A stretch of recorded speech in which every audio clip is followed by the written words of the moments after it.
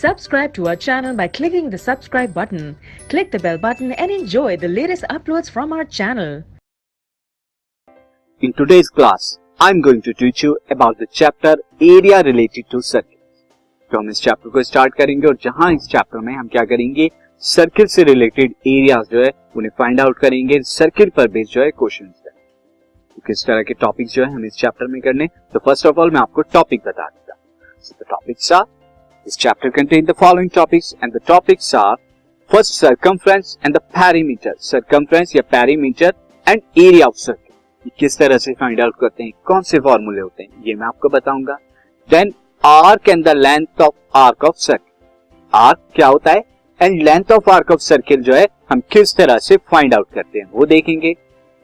इसके बाद student area of sector of circle, sector circle का क्या होता है और उसका एरिया कैसे फाइंड आउट करते हैं वो हम देखेंगे।